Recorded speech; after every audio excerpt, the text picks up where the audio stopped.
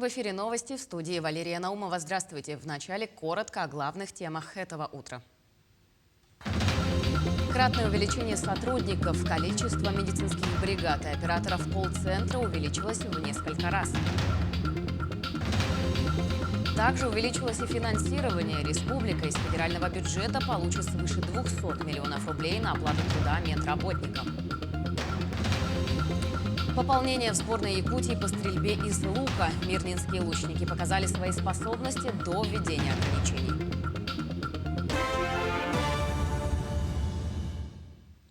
Количество операторов в едином колл-центре Якутска увеличено в 3 раза. Количество ковидных бригад, выезжающих на вызовы пациентов, в 5 раз.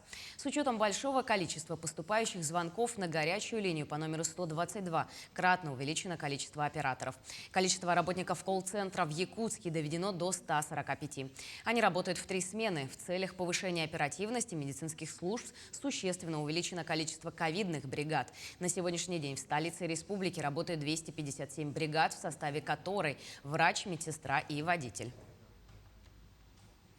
Сегодня в столичном центре спортивной подготовки «Триумф» начнет свою работу дополнительный амбулаторный центр. Он призван взять на себя часть нагрузки на систему первичного звена здравоохранения. Накануне готовности объекта проверил глава республики.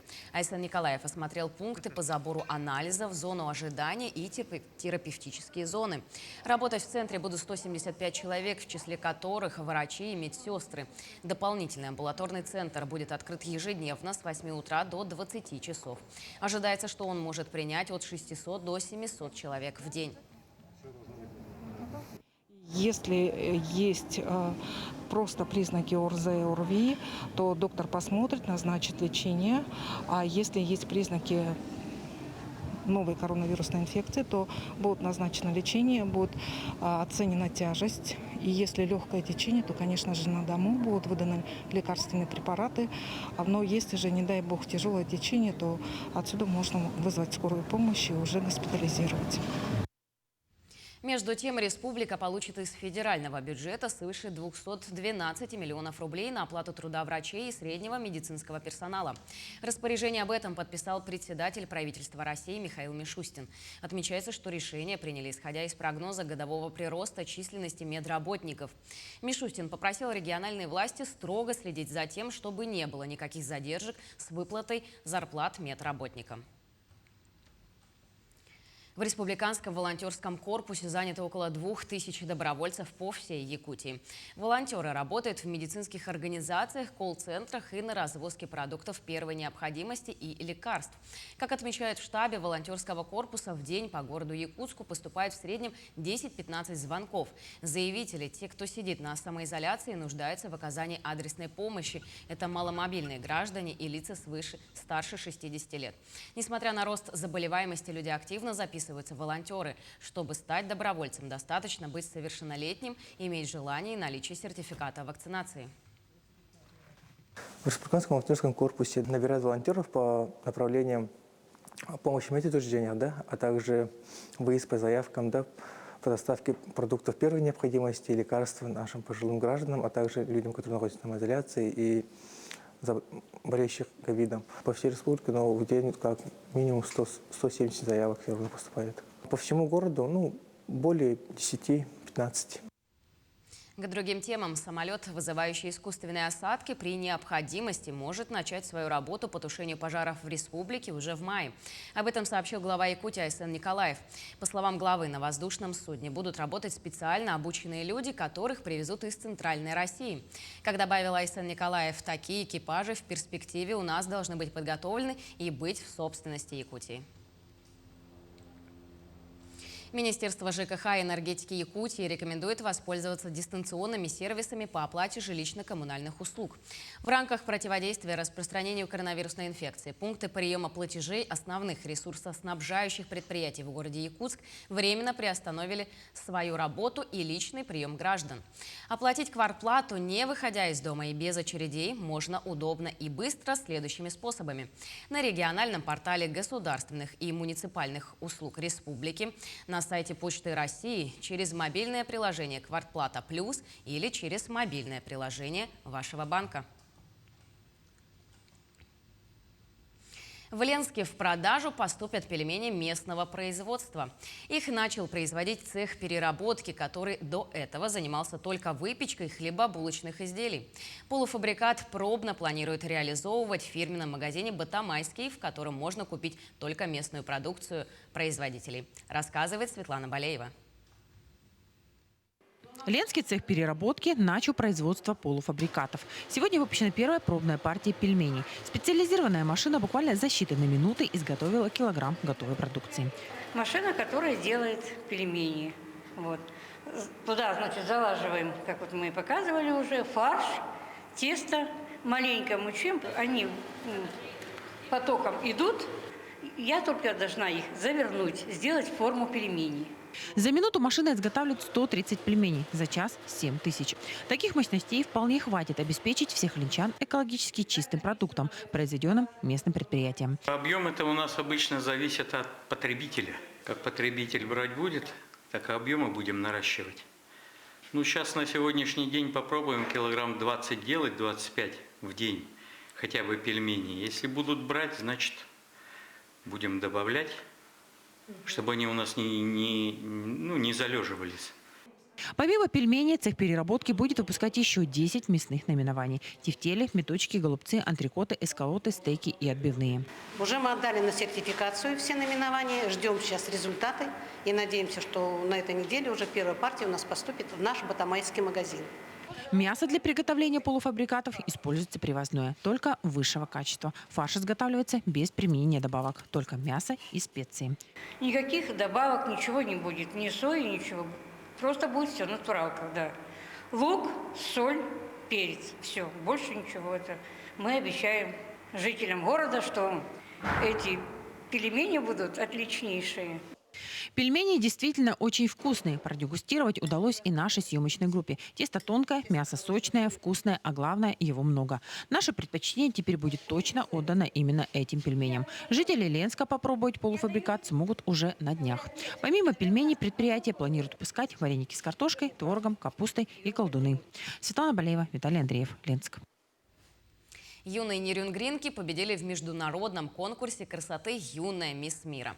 В начале года в Македонии побывали 4 участницы из Нерюнгри, которые представили на мировом подиуме Россию и Якутию. Продолжит тему Ирина Кичигина. Нерюнгринские красавицы приехали из Македонии награжденными титулами «Тинейджер Мисс Мира 2021», который получила невидимого Диана, 13 лет. Первая юная вице-мисс мира получила Викторова Аделина, 17 лет. И 2 главные короны гран-при конкурса получили мини-мисс мира 2021 Садрисламова Александра, 7 лет, и юная мисс мира 2021 Катериненко Юлия, 17 лет. Конечно, мы очень рады тому, что мы там вообще побывали. То есть это грандиозный опыт, это куча эмоций. Организация была на высшем мировом уровне. К нам относились там, как к королевам. То есть в действительности девочки почувствовали, что они победительницы, что они заслуженно туда поехали. В течение 3 дней модели демонстрировали выходы на красной дорожке, в спортивной одежде, в вечернем платье и национальной одежде. Несмотря на то, что наши участницы представляли Россию, на подиум они вышли в якутских костюмах. Помимо этого, девочки принимали участие в различных дефиле известных дизайнеров. Победа доставалась с большими усилиями. Мы показывали коллекцию Оксаны Казаковой, показывали всякие свои платья, дефилировали, красиво позировали. Сложное было, что я однажды в театре целый день на ногах была. Самое сложное это было не уснуть, потому что мы постоянно были заняты, постоянные показы, постоянные конкурсы на каблуках, очень сильно устаешь, и поэтому прям хотелось спать сильно. Силы заканчивались. Для родителей, приехавших поддержать участниц, конкурс оказался нелегким испытанием. Я думал, все так легко будет. Я никогда не представлял себе, что это очень сложно и очень тяжело, потому что переживал больше, наверное, я. Когда я первый раз увидел, как это все готовится, как это делается, То есть меня как бы режиссеры сразу попросили: папа, отойдите в сторону, уйдите, пожалуйста, не мешайте нам работать. Ваша девочка справляется, все нормально. Теперь победительницам предстоит участие в конкурсе «Юная мисс Вселенная», который состоится в июле этого года. А вообще весь 2022 год в индустрии моды посвящен столетию мирового дизайнера, кутюрье, модельера Пьера Кардена. И для наших моделей он будет очень насыщенным мероприятиями, поездками, встречами и показами. Ирина Кичигина, Вадим Барашков, Нерюнгри. Детские сады Алданского района работают в штатном режиме, а все творческие мероприятия будут проходить в дистанционном формате. К слову, планы у дошколят и педагогов масштабные. Масса проектов приурочены к Году матери и к празднованию столетия якутской автономии. В числе юбилейных торжеств, дефиле национальных мод, изготовление игрушек, всевозможные выставки и викторины. Во второй раз в детских садах района состоится конкурс чтецов и венкийских стихотворений. В настоящее время педагоги готовятся к чтениям, посвященным памяти алданского учителя математики Валерия Калмыкова. Чтения пройдут в конференции Zoom в виде квест-игры. Эстафету «Калмыковские чтения» передадут традиционной битве оркестров. В этом году битва раскроет звуки земли Аланхо.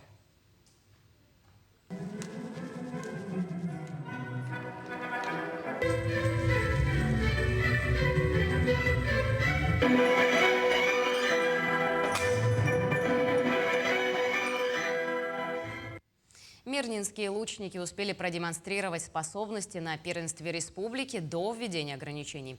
В Якутске за звание чемпиона боролись 150 спортсменов из 15 районов. 4 воспитанника секции стрельбы из лука по итогу вошли в сборную Якутии.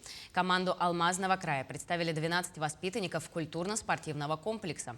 Арина Маланханова заняла 2-е место среди девочек. В старшей группе Катя Иванченко и Александр Тукан завоевали бронзу в паре. Тем самым Александр попал в сборную республики и поедет на всероссийские арктические игры в Салехард. Вместе с ним в команду приняли Александра Шандараева.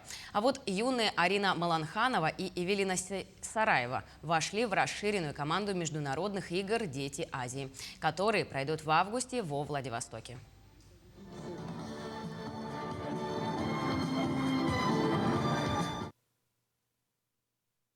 К часу это все новости. Оставайтесь с нами и не переключайтесь.